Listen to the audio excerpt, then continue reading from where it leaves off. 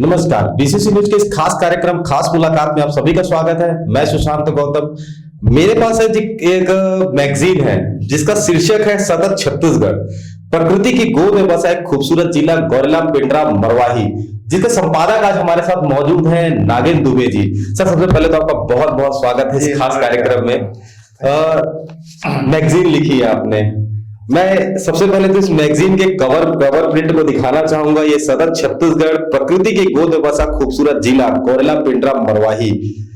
कैसे ये शीर्षक का नाम कैसे आया और कैसे इसकी शुरुआत थी और इसकी कहानियां जो इसके बारे में जानना चाहूंगा, क्योंकि यह हमारे जिले के बारे में लिखी हुई है, सब चीजें हैं। तो इसके बारे में सबसे पहले तो इसका इंट्रो जानना चाहूंगा आपसे, और क्यों दर्शकों को ये पढ़नी चाहिए। देखिए, ये यहाँ पे मैंने लगातार समय गुजारे, लगभग 6-7 साल, और अभी भी लगातार मेरा आना जाना रहा है। जिला बनने के बाद मेरा आना जाना लगा रहा, और जब लोगों से मैं यहाँ पे मिला तो एक अजीब सा हर किसी में एक जुनून था कि इसे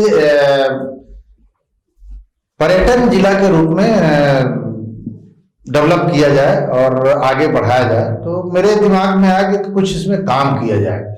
तो मैं अपने साथियों से, जो हमारी और टीम है, उन सबसे बात किया कि हम लोग एक बार इस बार गौरेला पिंडरा मरवाही जिले को कवर स्टोरी के रूप में करते हैं।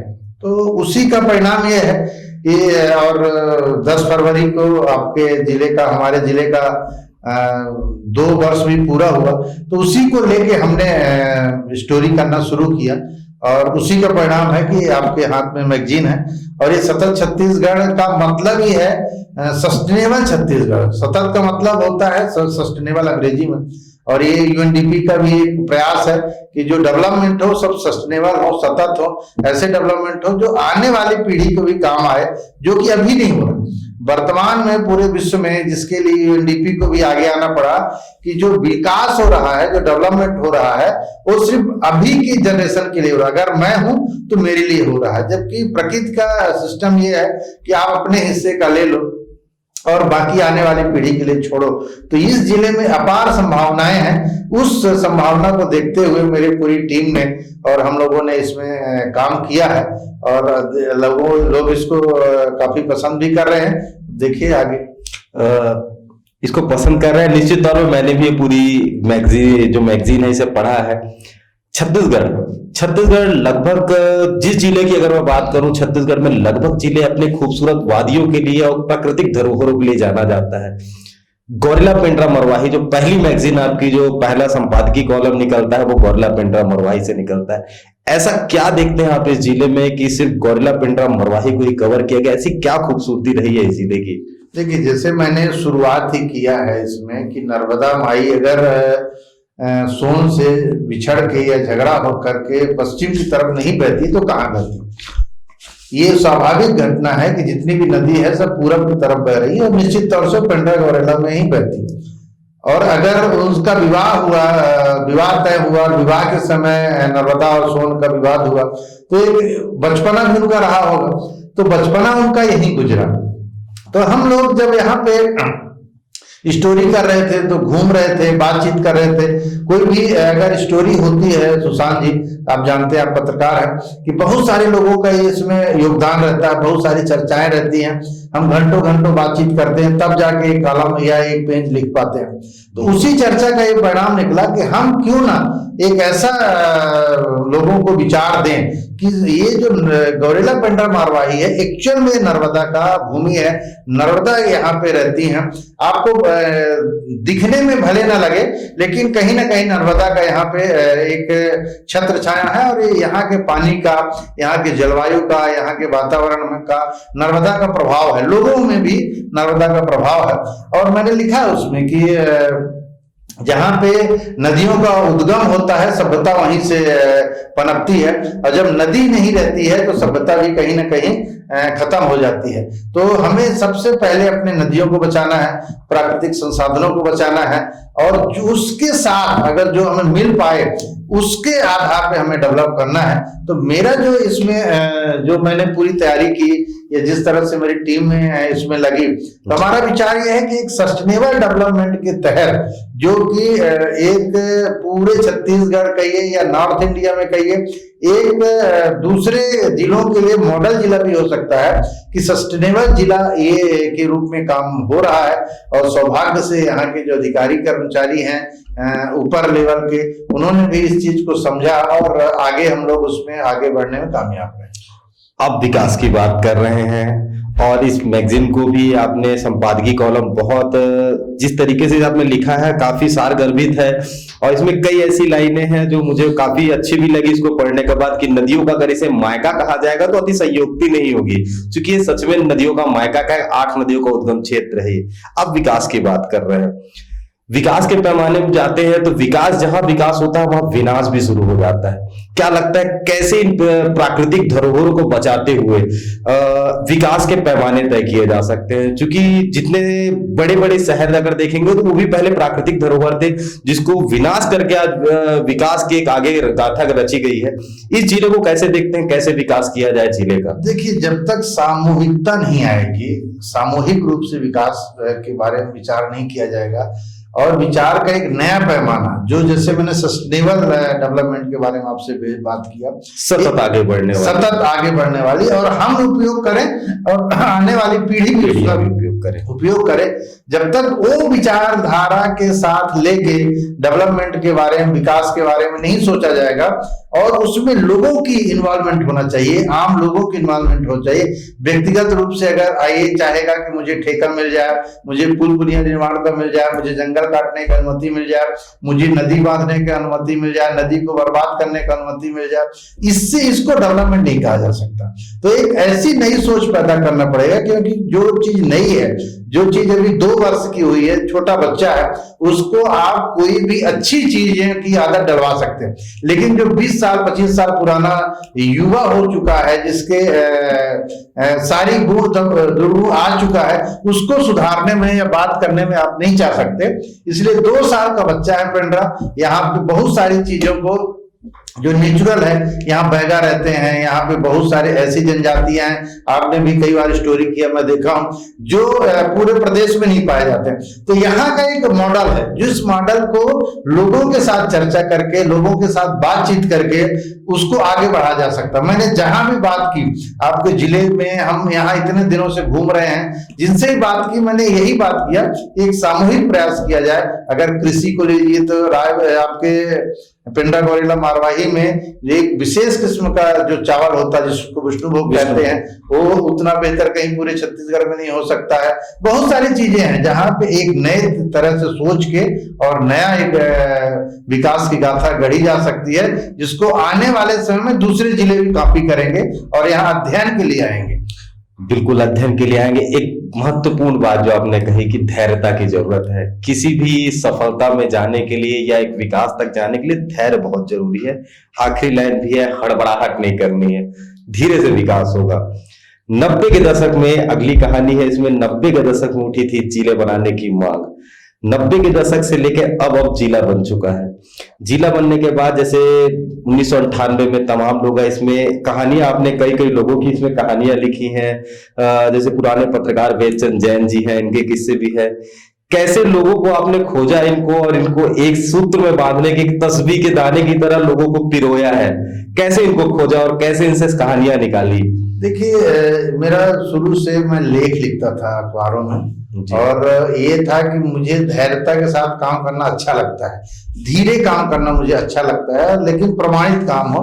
तो जब मैं मैगजीन के लिए काम शुरू किया तो समय दिया, फिर मैंने पता किया कि कौन आदमी यहाँ पे क्या काम किया है, किससे क्या मिल सकता है।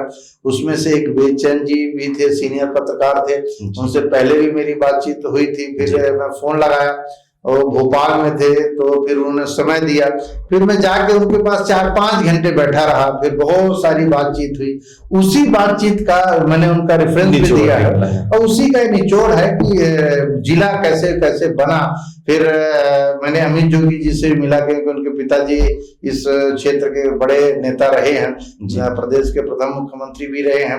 तो ये मांग एक पुरानी थी, 90 के दशक में मांग पुरानी थी। और आपको पता ही होगा कि मध्य प्रदेश के गजट में इसको प्रकाशित कर दिया गया था कि जिला बन जाएगा, लेकिन किन्हीं तकनीकी कारणों के कारण छत्तीसगढ़ बनने के बाद 15 और 18 साल बाद भी जिला नहीं बन पाया। जबकि इसके बाद कई छोटे छोटे जगह जहां पे उतना कनेक्टिविटी भी थी और जिले के नजदीक में थे, उनको भी बनाया गया। तो इस एरिया का जो पुरानी मांग थी वो खैर भूपेश बघेल के आने के बाद यहाँ पे पूरी हुई और लोग में उत्साह है। और लेकिन वो पुरानी कहानी को भी देना बहुत जरूरी था कि नई पीढ़ी जाने कि ये कोई चीज स्ट्रे में सजा के नहीं दे दी गई है। इसके लिए हमारे बड़े बुजुर्गों ने कुछ मेहनत किया है, कुछ प्रयास किया है, तो उनको स्मरण करना या स्मरण दिलाना ये मेरा दायित्व था कि वो जाने कि जिला आज नहीं बना, 2018 के बाद ये नहीं बना है, जिला पहले से ये संघर्ष चला, काफी लंबा संघर्ष था।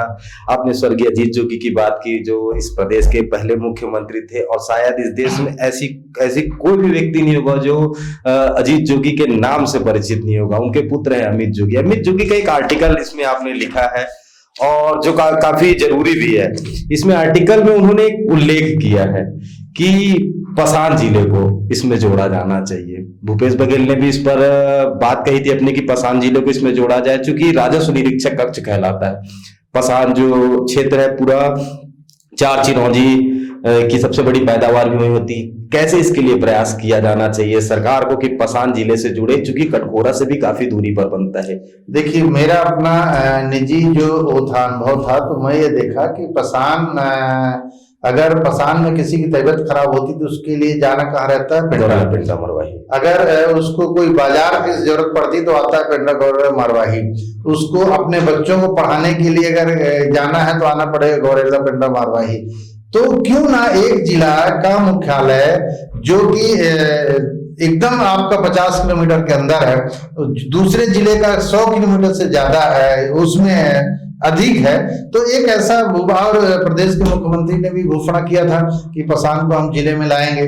दूसरी बात है कि अमित जोगी से अमित जोगी से बातचीत में ये भी आया कि आप क्या प्रयास करेंगे, तो उन्होंने कहा कि हम शासन प्रशासन से मांग करेंगे कि इसको लाया जाए। उनका एक कहना ये भी था कि वहां पे खनिज संसाधन है पसान एरिया में, कोयला उसका अगर यहाँ पे आ जाता है आपके पेंड्रा गौरेला मरवाही में, तो एक जो डीमएफ फंड है वो उसकी बड़ा एक मात्रा में, अभी बहुत कम है, लोग जो बताए 7 या 8 करोड़ कुछ ऐसा है, उसके आने से एक बड़ी राशि आ जाएगी। तो इस जिले का विकास भी थोड़ा और बेहतर हो जाएगा। तो उसका मैं भी समर्थन करता हूं कि वो आना चाहिए, क्योंकि भौगोलिक रूप से भी और व्यक्तियों के रहन सहन, उनकी भाषा शैली, ये भी पेंड्रा गौरेला मरवाही ज्यादा मिलता है, ना कि आपके कोरबा से। बिल्कुल। एक अगला है छपता है इसमें, सतगढ़ जमींदारी का केंद्र था पेंड्रा। ये कहानी, चूंकि सतगढ़ का लोग इसको अगर ना भी पढ़े तो कम से कम इस कहानी के बारे में छोटे शब्दों में जानना चाहता हूँ कि क्या है सतगढ़ जमींदारी का केंद्र। देखिए, हमारा देश अंग्रेजों के समय के बाद से जमींदारों के रूप में रहा अलग अलग में। ये ऐसा एक केंद्र था कि जो 7 अलग अलग जमींदारी थे उसका ये केंद्र बिंदु हुआ करता था। क्योंकि देखिए, मैं फिर से बोलूंगा कि नर्मदा इस क्षेत्र के लिए बहुत महत्वपूर्ण है। रीवा रियासत से भी इस रियासत आपके पेंड्रा का संबंध था और रतनपुर रियासत से भी संबंध था। दोनों में था, आपस में खींचतान थी, दोनों आपस में वो भी करते थे। आप देखेंगे तो उसमें डिटेल में पढ़ेंगे तो। और इसमें एक बात ये भी थी कि शायद एक ऐसा नजराना जो राज्य की तस्वीर बदल दी। एक नजराना इसी राज्य सतगढ़ राज्य में एक था पेंड्रा का गढ़ी राजमहल, जिसका उल्लेख शरद अग्रवाल जी ने इसमें लिखा है, वरिष्ठ पत्रकार है जिले के, उन्होंने इस कहानी का उल्लेख भी किया, उन्होंने उसमें उल्लेख किया है। और जो ये जगह थी, जो एक नजराना था, लाल अमोल सिंह हुआ करते थे स्वर्गीय यहाँ के, उन्होंने एक नजराने में पेश करके दे दी थी। इसी कहानी से भी जुड़ता है, वही आप बता रहे थे। तो कहानियां ऐसी थी कि राजमहल, वही बता रहे थे आप, तो पूरी कर लेते हैं, बीच में इसको जोड़ना चाह रहे थे कि आज हिस्सा अगर हमारे अमरकंटक में नहीं है अगर आज अमरकंटक हमारे हिस्से में होता तो शायद एक अच्छा हो सकता था। कैसे ये आ सकता है या कोई देखिए वैसी सुशांत जी, प्रक्रिया? जो आ सकता है नहीं आ सकता वो हमारे आपके बीच की बात नहीं है। जो हम कर सकते हैं या जो जी। शासन प्रशासन कर सकता है, वो मेरा सुझाव ये है और प्रयास भी ये रहेगा कि जहां भी मैं बात करूं इस बात को रखूं। अगर पेंड्रा को बेहतरीन ढंग से डेवलपमेंट कर दिया जाए, पेंड्रा गौरेला मारवाही को अच्छे से डेवलप कर दिया जाए, एक जैसा कि प्रकृति के गोद में जो बसा हुआ मैंने आपको लिखा है, बिल्कुल। तो अपने आप अमरकंटक यहाँ का हो जाएगा। अनूपपुर जिला यहाँ से 55 या 80 किलोमीटर होगा। लेकिन आपको शायद पता होगा, मेरे मित्र हैं, कि अनूपपुर का मेन मार्केट पेंड्रा है आपका, पेंड्रा गौरेला मारवाही है। तो अगर आप इतना बड़ा इसको बेहतर ढंग से बना लेते हैं तो ये एक भूभाग जो कि आपका अमरकंटक है, जिसको नर्मदा जहां से निकलती है उसको छोड़ दीजिए। जैसे माई की बगिया कहाँ है? आपके छत्तीसगढ़ में है। माई का मड़वा कहाँ है? आपके छत्तीसगढ़ में है। तो उसको, उस एरिया को अब डिस्टर्ब नहीं किया जा सकता। जो हो गया सो हो गया। लेकिन अपने एरिया को अगर शासन प्रशासन और सरकार और यहाँ के लोग चाहें, उस हिसाब से अगर डेवलप करें कि वहां जो भी आए माई के पास, जो दर्शन करने के लिए आए या जो पर्यटक के रूप में आए, वो हमारे जिले में निश्चित तौर से रहे। अब हम ऐसा कैसे इसको आकर्षित बना सकते हैं, ये दायित्व हम सबके बीच में है। क्योंकि वो जो चला गया, अब राजनीतिक बातें हैं, कैसे क्या होगा उसमें नहीं सकते। लेकिन जो आपके अमरकंटक आए, वो पिंडरा आए, ऐसी व्यवस्था जरूर की जा सकती है। बिल्कुल। जो पेंड्रा है कम से कम इस नर्मदा माई के लिए सबसे पास जगह यही है। और एक सबसे बड़ा चीज ये है कि हमारे इस जिले में अरपा नदी का उद्गम भी है। छत्तीसगढ़ के राजकीय गीत में शामिल अरपा पैरी के धार, जिसका उद्गम इस जिले से होता है। शासन और प्रशासन लगातार इस बात को लेकर अरपा नदी के उद्गम पर प्रश्न चिन्ह खड़े होते हैं। इस पे कुछ आर्टिकल भी है, कुछ आर्टिकल अरपा उद्गम को लेकर तरह तरह की बातें भी हैं। 2 बार हो गया अरपा महोत्सव भी मनाते। आपने रिसर्च किया कभी कि अरपा का उद्गम स्थली है कहाँ? देखिए, मेरा अपना मानना है कि ये जो चीज है उद्गम स्थल देखना, ये पुरातत्व और प्रशासन का रिस्पॉन्सिबिलिटी है कि वो देखें कि अगर सारे लोग यहाँ बोल रहे हैं और कुछ लोग वहां बोल रहे हैं, ज्यादा लोग वहां खोडरी में बोल रहे हैं और कम लोग यहाँ बोल रहे हैं, तो उसका तथ्य है, राजस्व में है और पूरे पुरातत्व के लोग हैं, उनको अपना देख के कर सकते हैं। मेरा एक काम यह है कि अरपा पेंड्रा एरिया से, इस जिले से निकली, ये पक्का है, इसमें कोई दो राय नहीं है। मैंने उसमें ये लिखा कि उद्गम स्थल है। अब उसमें मैं नहीं जानना चाहूंगा कि वो पेंड्रा के अमरपुर से है कि घोडरी के पुल के नीचे से है या कहीं और से है। हमारे लिए अरपा पूजनीय है, महत्वपूर्ण है, वो नदी है। उसको तय सरकार या प्रशासन जहां से कर देगी वहां से हम मान लेंगे, और लोगों को भी मानना पड़ेगा कि हाँ उद्गम इसका यहाँ पे। बिल्कुल। इसमें खिलाड़ियों का भी जिक्र किया है। उभरता खिलाड़ी संस्कार मिश्रा, उभरता खिलाड़ी संस्कार मिश्रा, इसके बारे में मैं जानना चाहूंगा क्योंकि ये हमारे क्षेत्र से है। ऐसी प्रतिभा इस क्षेत्र की है। अगर ऐसी प्रतिभा इस शहर से निकलकर अगर देश में नाम रोशन करे तो उसके बारे में जानना चाहूंगा।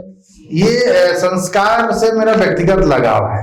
संस्कार को मैं बचपन से देखा हूं और बहुत ही शरारती और जिसको आप बोल सकते हो नटखट बच्चा था। जब ये पढ़ता था, इसको मैं स्कूलिंग के टाइम से भी जानता था। जब ये स्कूल जाता था तो बच्चों को छेड़ना, इधर उधर टीचरों को छेड़ना, ये उसमें बड़ा आदत थी। लेकिन एक खास चीज थी कि ये खेल कूद में बड़ा आगे रहता था।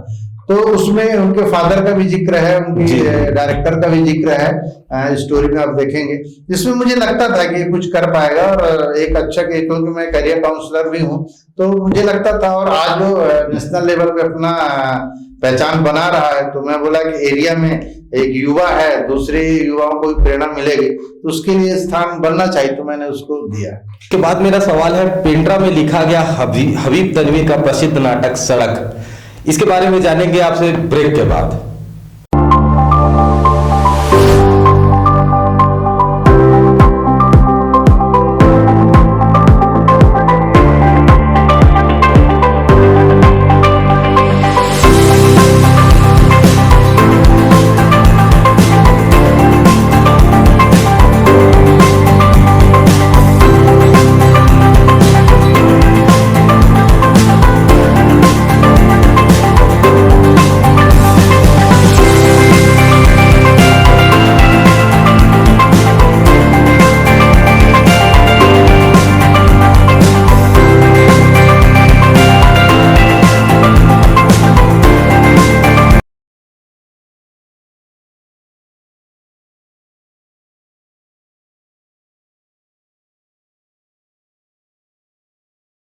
ब्रेक के बाद फिर आप सभी का स्वागत है। हम बात कर रहे थे पेंड्रा में लिखा गया हबीब तनवीर का प्रसिद्ध नाटक सड़क।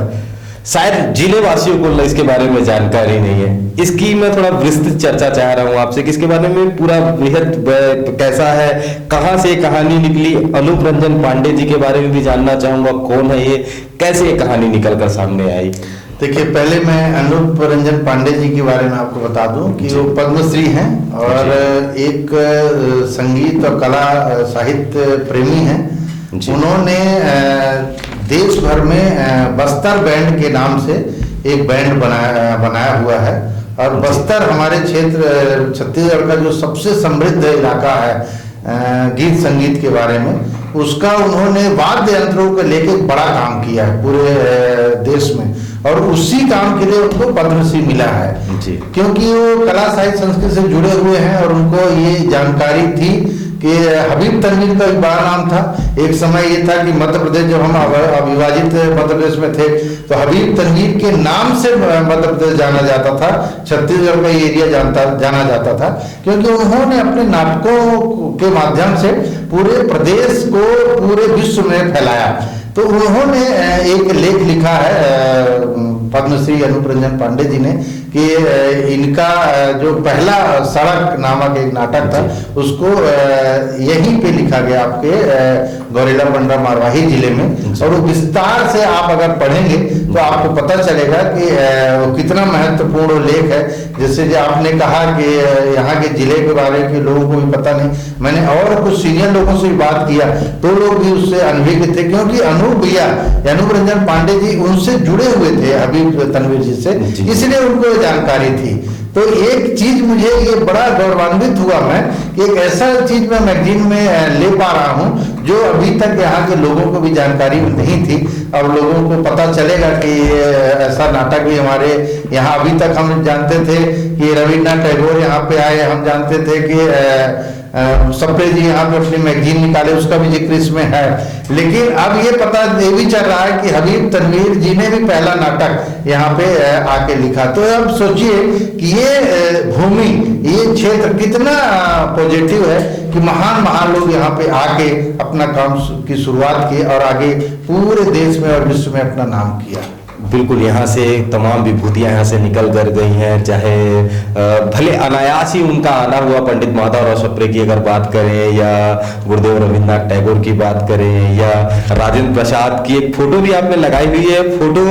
ये फोटो आपको मिली कहाँ से, क्योंकि काफी समय की पुरानी है, मेरी जो जानकारी है ये 1950 के अप्रॉक्स की। अगर ये जो स्टेशन के बाद जो गेट है तो उसके गेट का नाम भी राजेंद्र प्रसाद के नाम पर ही है, वो कमानिया गेट कहते हैं। कमानिया गेट। जब मैं यहाँ पे घूम रहा था, आप जानते हैं आप पत्रकार हैं, तो अगर एक अच्छी स्टोरी करना है तो कई प्रकार के लोगों से मिलना जुलना पड़ता है और करना पड़ता है। तो ये मुझे जानकारी मिली तो फिर मैंने सर्च किया, हमारे यहाँ के जो ब्यूरो हैं गौरव जैन, उनसे मैंने बात की तो उन्होंने खोज के निकाली। ये पूरा श्रेय इस स्टोरी और फोटो को गौरव जैन को जाता है। गौरव जैन वेदचंद जैन के पुत्र है ये, और अभी पत्रकारिता भी कर रहे हैं इस क्षेत्र में। और अगली कहानी आती है भालुओं के गढ़ में गजराज।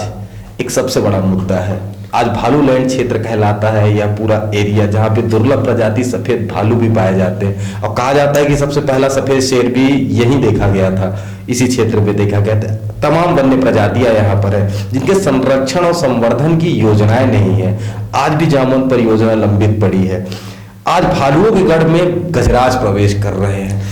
क्या कारण है इन गजराज का इस प्रवेश करने का, और कैसे इस विलुप्त होती प्रजातियों को बचाया जा सकता है? इसके लिए कोई सार्थक पहल या शासन प्रशासन को कोई चीजें बताना चाहे अगर आप। देखिए, मैं कोई वन का विशेषज्ञ हूँ नहीं और प्राणी विशेषज्ञ भी नहीं हूँ, मैं ये कहने मुझे किसी प्रकार कोई एतराज नहीं। दूसरी बात जो मेरी अपनी जानकारी है उसमें यह है कि कोई भी जो क्षेत्र रहता है खास करके फॉरेस्ट का, वो क्षेत्र चाहे गजराज हो चाहे भालू हो, वो हमारे रहवासी इलाके में तब आते हैं जब उनका जंगल या उनका खान पान कम कर दिया जाता है। तो ये फॉरेस्ट विभाग की एक उसमें लेख में भी आप देखेंगे कि बहुत थोड़ा कड़वा भी लिखा गया है। तो वो अच्छी बात है कि वो ये जिम्मेदारी विभाग की है कि कैसे उनको विचरण से रोके, जान माल ना हो लोगों का, वहाँ पे ज़्यादा नुकसान ना हो और भालू अपने रास्ते जाएं और गजराज अपने रास्ते जाएं। ये एक यहाँ के लोगों का, शासन प्रशासन का और सबसे बड़ी जिम्मेदारी फॉरेस्ट विभाग की है कि उसको देखें, क्योंकि जैसे जैसे जंगल आप सिकोड़ते जाएंगे वैसे वैसे वन्य जीव जो है वो हमारे पास आते जाएंगे और हम कभी भी ये मान के ना चलें कि वो हमारे पास आ रहे हैं। ये बेहतर ये कि हम ये मान लें कि हमने उनके स्थान को कब्जा कर लिया, अवैध कब्जा कर लिया, इसलिए वो अपनी जगह पे आ रहे हैं, हम ही वहां बस गए तो नुकसान हमारा होना ही होना। आपके साथ एक संजय सैलानी जी का एक लेख आता है, प्रकृति से मानव जीवन का अस्तित्व। उन्होंने एक बात लिखी है इसमें, बच्चों की विलुप्त होती प्रजातियों के बारे में जानकारी कैसे दी जा सकती है, इनको जानकारी बच्चों को कैसे मोटिव किया जा सकता है कि ताकि विलुप्त होती प्रजातियों के बारे में जान सके। अगर संजय सैलानी सर से आपकी मुलाकात हुई होगी तो उन्होंने इस चीज के बारे में आपको बताया होगा, तब जाके आर्टिकल छपा है। तो मैं इस माध्यम से आप जानना चाहूंगा कैसे बच्चों को प्रेरित किया जा सकता है। संजय सैलानी मेरे मित्र हैं और बहुत अच्छे मित्र हैं जी। और उन्होंने अपने जीवन को जंगल और नदियों के लिए समर्पित कर दिया है और उनका सोच ये है कि हम अपने प्रकृति को या अपने उस भारत के पूर्व के गौरव जो है उस गौरव को तभी हासिल कर सकते हैं जब जो हम लोगों ने कचरा ज्ञान को अपने दिमाग में भर रखा है पहले उसको हम निकालेंगे अपने इस खोपड़ी से। दूसरा जो आने वाली पीढ़ी, जैसे बच्चों का जिक्र है, वो ट्रेकिंग भी करवाते हैं, बच्चों को ले जाते हैं, नदियों के बारे में बताते हैं, फूल के बारे में बताते हैं, पेड़ पौधे के बारे में बताते हैं, पत्थर के बारे में बताते हैं। उनके पास अनगिनत कहानी, हर चीज की कहानियां हैं और वो बच्चों के साथ दिन भर गुजारते हैं, 8, 10, 20 किलोमीटर ट्रैकिंग कराते हैं। तो उस दौरान जब बच्चा उनके साथ रहता है, स्कूल का बच्चा बोलने से मेरा स्कूल का स्टूडेंट जब रहता है या कॉलेज का स्टूडेंट रहता है तो उसको अपनी कहानियों के माध्यम से सॉरी और प्रकृति के जो हमें दिया है उसके माध्यम से वो एक चेंज करना चाहते हैं समाज को, क्योंकि हमारे आपकी उम्र के लोग अब चेंज होने को तैयार नहीं है, क्योंकि हमारे आपके दिमाग में इतना कचरा भरा जा चुका है किसी भी कारण से, चाहे वो शिक्षा के माध्यम से हो, चाहे सामाजिक वातावरण के माध्यम से हो, चाहे हमारे आपस के व्यवहार के माध्यम से। लेकिन जिन बच्चों के साथ संजय सैलानी काम कर रहे हैं वो बच्चे भी फ्रेश है और उनका बहुत ही, कभी आपसे मिलेंगे, आपको मिलवाऊंगा मैं, बहुत ही एक आध्यात्मिक सोच के भी व्यक्ति हैं और बहुत ही प्यारे हैं। अभी वो पिंडरा गवेला में काम भी कुछ करने वाले हैं, आपसे मैं जरूर मिलवाऊंगा। तो उनका एक मुहिम है, तो मैंने सोचा कि उसमें स्थान दिया जाए और जिससे लोग उसको पढ़ें और उनसे जितना ज़्यादा जुड़ेंगे उतना प्रकृति का, इस एरिया का और लोगों का जो उससे जुड़ेंगे उनका फायदा। ये तो हुई मैगजीन की बात। मैगजीन के बाद मैं अब थोड़ा सा व्यक्तिगत चर्चा भी करना चाहता हूँ, क्योंकि आप शिक्षा के क्षेत्र से जुड़े हुए हैं। शिक्षा देश की रीढ़ कहलाती है। किसी भी देश का अगर भविष्य तय करना है तो शिक्षा को मजबूत करना बेहद ज्यादा जरूरी है। ये आदिवासी अंचल जिला है। शिक्षा की लचर व्यवस्था, लगभग प्राइवेट स्कूलों की तरफ लोग पढ़ रहे हैं। सरकारी शिक्षा एकदम से ठप होती जा रही है, सरकार इस ओर ध्यान नहीं देती। दिल्ली सरकार को अगर किनारे कर दे तो छत्तीसगढ़ में वैसी व्यवस्था नहीं हो पा रही है। इस आदिवासी अंचल क्षेत्र में कैसे शिक्षा प्रणाली होनी चाहिए और कैसे लोगों को शिक्षित करके आगे बढ़ाया जा सकता है, चूंकि आप शिक्षा से जुड़े हुए व्यक्ति हैं। देखिए, शिक्षा होना चाहिए मनुष्य के निर्माण के लिए। अगर मनुष्य को निर्माण आप नए तरीके से नहीं कर रहे हो, और शिक्षा एक व्यक्तिगत चीज है, जैसे आप पत्रकार बनना चाहते थे या पत्रकार हो गए हैं, दोनों में अंतर है। बाई एक्सीडेंट पत्रकार हो जाना और पत्रकार बनना, दोनों में अंतर है। एक चीज होता है हमारा डेट ऑफ बर्थ और एक होता है रीजन ऑफ बर्थ, कि हम इस धरती में किसके लिए आए, क्यों आए हैं। क्योंकि अगर हम एक मोबाइल फोन भी बनाते हैं तो इसका कुछ रीजन रहता है। अब ये सोचिए, ईश्वर ने हमें सबको बनाया है तो हमें आपको बनाने का कुछ तो रीजन होगा, कुछ तो कारण होगा। वर्तमान जो शिक्षा व्यवस्था है एक ढर्रे पे चलने वाली शिक्षा व्यवस्था है। तुम पढ़ो, जिस दिन बच्चा नर्सरी में क्लास में जाता है उस दिन उसके माँ बाप तय कर लेते हैं कि IAS बनना है, IPS बनना है, डॉक्टर बनना, वकील बनना है, और अपने सारे सपने या गलत आदतें उस बच्चे को पालते रहते हैं और आगे बढ़ाते रहते हैं। इतना दबाव में बच्चा है। देखिए, व्यवस्था की बात आपने कहा प्राइवेट और सरकारी, उसको हम बाद में डिस्कस करेंगे। पहला जो हमारे शिक्षा का मूलभूत ढांचा है कि हमें ये पता ही नहीं, जो नीति निर्धारक है उनको ये नहीं पता कि हमको शिक्षा क्यों देना। आप मंत्री से पूछिए, विधायक से पूछिए, जिस संबंधित सचिव से पूछिए, उनको नहीं पता। अक्षर ज्ञान शिक्षा नहीं। जब तक मानव का व्यक्तित्व नहीं बनेगा, मानव का दिमाग का डेवलपमेंट नहीं होगा, उसके बारे में, प्रकृति के बारे में आप सोच पैदा नहीं करोगे, एक दूसरे के बारे में प्रेम पैदा नहीं करोगे, एक दूसरे के बारे में विश्वास पैदा नहीं करोगे, वो सारी शिक्षा व्यवस्था लूट खसोट और एक दूसरे को बेवकूफ बनाने में ही जाएगी।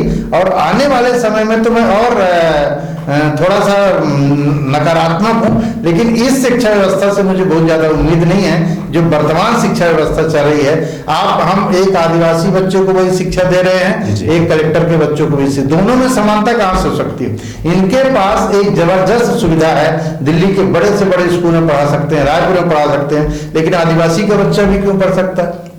हमने सोचा ही नहीं कि दोनों में क्या अंतर है। दोनों की एक जरूरत नहीं है, इनकी अलग जरूरत है, आपकी अलग जरूरत है, मेरी अलग जरूरत है। अगर मैं शिक्षाविद बनना चाहता था तो मेरे को 8वीं के बाद अलग शिक्षा मिलनी चाहिए था। आप पत्रकार बनना चाहते हैं तो 8वीं के बाद आपको पत्रकार की शिक्षा मिलनी चाहिए थी, तो आप और मैं दोनों हम लोग आज जो हैं उससे बेहतर होते। तो रही बात, किसी सीनियर ने मेरे से एक बात कही थी और उन्होंने इस शिक्षा को लेकर मैंने उससे काफी डिस्कशन किया, तो उन्होंने बताया शिक्षा प्रणाली एक शिक्षा प्रणाली क्यों नहीं, क्योंकि आईसीएसई बोर्ड की अलग पढ़ाई होती है, एनसीईआरटी की अलग होती है, सीबीएसई, 3 भागों में बांटना, क्या शिक्षा को इस तरीके से भागों में बांटना क्या ये उचित हो सकता है? या एक शिक्षा प्रणाली इस तरीके से अगर इस कॉन्सेप्ट पे पढ़ाया जाए अगर बच्चों को, तो क्या लोगों में भेदभाव पैदा भी नहीं होता? क्योंकि एनसीईआरटी का बच्चा सीबीएसई का बच्चा एनसीईआरटी वालों को हीन भावना से देखता है, या आईसीएसई का बच्चा सीबीएसई पैटर्न वालों को हीन भावना से देखता है। एक देश एक शिक्षा क्यों नहीं? नहीं, देखिए इसमें मैं कुछ तकनीकी बात आपको बताता हूँ। सीबीएसई उससे पहले आईसीएसई था और स्टेट बोर्ड थे, सीबीएसई बाद में बना है ना। तो सीबीएसई को बनाने का या आईसीएसई बनाने का मूल उद्देश्य ये था कि जो केंद्र के जो कर्मचारी लोग हैं या राज्य के कुछ कर्मचारी जो केंद्र में सेवाएं दे रहे हैं, सपोज कुछ बच्चे दिल्ली में पढ़ रहा, उसका एक ट्रांसफर रायपुर हो गया, तो उसी बोर्ड के बच्चे आके यहाँ पे एडमिशन हो जाए, उसके लिए व्यवस्था ये की गई। रही बात जो आईसीएसई और सीबीएसई का है, तो आज का जो व्यवस्था है हमारा कंपटीशन का व्यवस्था है, एक अंधी दौड़ की व्यवस्था है। हम फॉलो करते हैं अमेरिका, जर्मनी, रूस, चाइना या इनमें क्या शिक्षा व्यवस्था चल रही है, कैसे हो रहा, उन्हीं को फॉलो करते हैं, उसी के ऊपर ले आने की कोशिश करते हैं। ये हायर एजुकेशन में हो सकता है, बहुत अच्छा हो सकता है, लेकिन जो आप बोले कि एक एजुकेशन, मैंने वही बोला कि एक एजुकेशन व्यवस्था नहीं हो सकती है। आपको क्षेत्र वाइज देखिए, जो टीचर आपको रायपुर जिले में मिल जाएंगे वो टीचर आपको बिलासपुर में नहीं मिलेंगे, जो आपको पेंड्रा में मिल जाएंगे वो आपके धनपुर धोबर में नहीं मिलेंगे, गांव में। तो एक जैसे सिलेबस अगर आप बना देंगे तो उनको पढ़ाने वाले कहां से मिलेंगे आपको? आप ये देखिए, मेरा कहना यह है कि शिक्षा व्यवस्था आदमी की जरूरत और उसके बौद्धिक स्तर के आधार पर होना चाहिए। किसी को अगर तैराकी का शौक है तो हम उसको ग्रेजुएशन तक क्यों पढ़ाएं भाई? एमए, बीए और एलएलबी ये करने के बाद पता चला वो तैराक बनना चाहता। देखिए सचिन तेंदुलकर उदाहरण लीजिए, वो 12वीं पास भी नहीं, कोई सर्टिफिकेट पूछता है? नहीं पूछता है, उसका टैलेंट था। और ऐसा एक ही 2 उदाहरण, बहुत ज्यादा उदाहरण नहीं। आप ये व्यवस्था को, शासन प्रशासन को, शिक्षाविदों को बैठ के सोचना पड़ेगा कि एक कॉमन व्यवस्था हमको 8वीं तक देना पड़ेगा। 8वीं के बाद हम बच्चों को तय करें कि कौन बच्चा क्या करना चाहता है, और बहुत तो सरल है, हर किसी को पता लगाया जा सकता है कि कौन बच्चा क्या कर सकता है। आप देखो जितना भी फ्रस्ट्रेशन है, जितना भी तकलीफ है, जितने भी सामाजिक जो गुनाह हो रहे हैं, उसका रीजन सिर्फ शिक्षा है कि जो जिसको जो बनना चाहिए था, हमारे देश में मिसप्लेस ऑफ टैलेंट बहुत है, जिसको जहां होना चाहिए था वहां नहीं है, इसीलिए वो फ्रस्ट्रेटेड है और अपना फ्रस्ट्रेशन दूर करने के लिए दुनिया भर का नशा भी कर रहा है, गुनाह भी कर रहा है, वीडियो भी बना रहा है, मोबाइल में भी घुसा हुआ है। लेकिन जिसको अपने पसंद का काम मिला हुआ है उसको ना तो मोबाइल परेशान कर सकता है, ना वर्तमान माहौल परेशान कर सकता है। बिल्कुल, आप नशे की बात कर रहे थे, इसमें पुलिस अधीक्षक कोरला पेंड्रा मरवाही जी त्रिलोक बंसल जी का भी इसमें आर्टिकल छपा हुआ है। उन्होंने नशे को रोकने के लिए बात कही। छोटा सा जिला है, इस जिले में इतनी सारी औषधियां हैं, इतनी सब कुछ है, फिर भी उसके बाद यहाँ पर एक नशे का बड़ा कारोबार हो रहा है। नशे को रोकथाम करने के लिए कैसे रोका जा सकता है इसको, और आज की युवा पीढ़ी जो नशे में लिप्त होते जा रही है, उस युवा पीढ़ी को आप अपने माध्यम से क्या संदेश देना चाहेंगे ताकि चल के युवा पीढ़ी देश का भविष्य तय करे, ना कि नशे की गर्त में जाए? देखिए, आप पहले ये सोचिए कि आदमी नशा करता क्यों है। जी। नशा मेरे हिसाब से इसलिए करता है, वर्तमान को भुलाने के लिए वो कोई ऐसी चीज का उपयोग करना चाहता है जिसके लिए थोड़ी देर के लिए अपने आप को पूरी तरह से भूल जाए। हमारे अभी वर्तमान जो समय है उसका दोषी और कौन है कौन जिम्मेदार है मैं नहीं जानता, यह मैं बोलना भी नहीं चाहता, लेकिन जो शिक्षा व्यवस्था का आपने जिक्र किया उसको मैं दोषी मानता हूं। हमने डिग्रियां तो बांट दिया लेकिन लोगों को काम करना नहीं सिखाया, या काम के बारे में बताया नहीं, या उनकी योग्यता को हमने नहीं बताया कि तुम क्या कर सकते हो। इसलिए वो एक डिग्री लेके बैठा हुआ है बंदा और हर एक बढ़िया नौकरी की तलाश में है, और जब नौकरी उसको नहीं मिलती तो ये जो दिन भर का फ्रस्ट्रेशन है या महीने भर का फ्रस्ट्रेशन है उसको दूर करने के लिए दवाई भी करेगा, दारू भी पिएगा, गांजा भी पिएगा, और जो भी अन्य चीजें मिलेगी वो सब करेगा। दूसरा एक आज के तारीख में जो हम देखते हैं कि बड़ी बड़ी हस्तियों के, अभी कुछ दिन पहले शाहरुख खान के स्टोरी बेटे का बहुत चला था, बड़ी बड़ी हस्तियों के जो बच्चे या जो पार्टियां हम देखते हैं, पार्टी हो रही है, तथाकथित पैसे वाले क्या कर रहे हैं, पार्टी करने के लिए। अगर माँ बाप घर में पार्टी करेंगे तो निश्चित तौर से बच्चा भी पार्टी करेगा और अपना डिमांड करेगा। रही बात नीचे के तबके के लोग, तो उनके पास आज के तारीख में कोई काम नहीं है, तो अपने आप को भुलाना पड़ेगा और वो भी मस्त होना चाहते हैं, थोड़ी देर के लिए नशा करके मस्त हो जाते हैं, उनकी वो छोटी जिंदगी।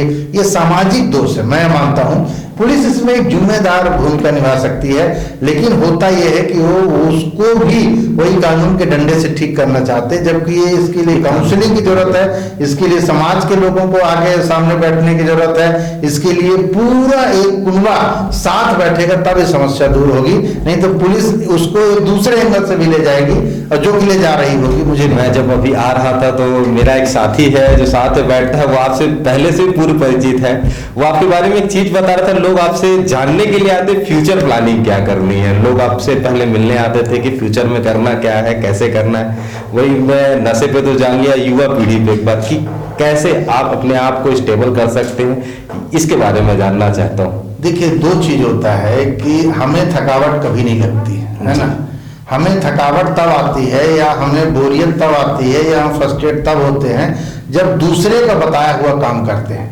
अगर अपनी मर्जी का बताया हुआ हम काम करें, या जो मर्जी का बताया मतलब जो हमें पता है कि हमें ये काम करना चाहिए, तो थकावट नहीं आती। आप 12 घंटे भी कर सकते हैं, 15 घंटे भी कर सकते हैं, 25 घंटे भी कर सकते हैं। तो हर एक स्टूडेंट को, हर एक बच्चा जो कुछ करना चाहता है जीवन में, उसको पहले ये पता करना पड़ेगा कि वो खुद क्या करना चाहता है। माँ बाप हो गए, दोस्त हो गए, टीचर हो गए, आजू बाजू के लोग हो गए, उनके बोलने पे, मैंने आपको बताया ना कि हमारे देश में जो मिसप्लेस ऑफ टैलेंट है वो बहुत ज्यादा है। अब पूरे दुनिया में सिर्फ 3% लोगों को पता है कि मुझे क्या करना है, और वही लोग हमारे ऊपर राज कर रहे हो, चाहे भारत हो चाहे बाकी और देश हो।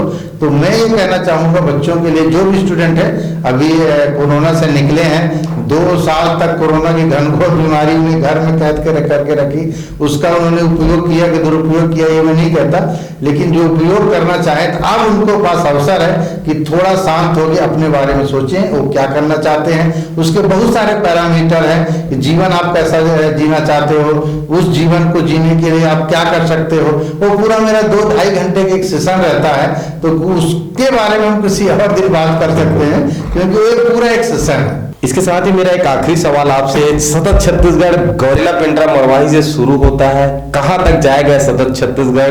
क्या हर जिलों को कवर किया जाएगा इतनी तरीके, या छत्तीसगढ़ से बाहर की भी कोई प्लानिंग की है आपने इसके लिए? ये मैगजीन सतत छत्तीसगढ़ इसका नाम है, तो छत्तीसगढ़ से ही रहेगा, ये निश्चित है जी। दूसरा, इसको हम हर एक जिले का ऐसी विस्तार से स्टोरी देना चाहते हैं क्योंकि लोग इसको संग्रहित करें, जिले के बारे में जाने, और पीएससी यूपीएससी की जो तैयारी कर रहे हैं बच्चे, या अन्य जो कॉम्पिटिटिव एग्जाम की तैयारी कर रहे हैं, वो किताब के माध्यम से एक जानकारी इकट्ठा हो जाए, क्योंकि बहुत कम जिले में है जहाँ पे ऐसा कोई चीज संग्रह एक साथ मिल जाएगी प्रमाणित रूप से। तो ये हमारा आने वाले समय में हर एक जिले को एक महीना हम एक एक जिलों को करके कवर करेंगे। अब सारे जिलों को कवर करेंगे, हो सकता है कि सारे जिले जब कवर हो जाए तो फिर तक पेंड्रा में कुछ नई चीज आ जाए तो पेंड्रा कोयला मरवाही को फिर से करेंगे। बिल्कुल, सारी चीजें आने के बाद एक निचोड़ में मिल जाता है। सतत छत्तीसगढ़, इसका मूल्य 25 रुपए है और यह छत्तीसगढ़ के कोरला पेंड्रा मरवाही से इस मैगजीन की शुरुआत की गई है और यह आगे चलेगा, जिस पर प्रकृति के बारे में, यहाँ की धरोहरों के बारे में, छत्तीसगढ़ के बारे में, छत्तीसगढ़ की संपदा के बारे में और तमाम चीजें, ऐसी जानकारी आपको मिलेगी। तो निश्चित तौर पर आपको सतत छत्तीसगढ़ को पढ़ना भी चाहिए और इसके बारे में विचार भी करना चाहिए और स्टूडेंट लोगों के लिए काफी अच्छी किताब है ये। पूरी तरीके से अगर इसको स्टूडेंट पढ़ते हैं तो पीएससी, यूपीएससी तमाम परीक्षाओं में भी आपको इसकी बेहद जानकारी मिलेगी। आज के लिए बस इतना ही, फिर किसी अन्य शख्सियत के साथ मुलाकात होगी, तब तक दीजिए मुझे इजाजत। नमस्कार। नमस्कार।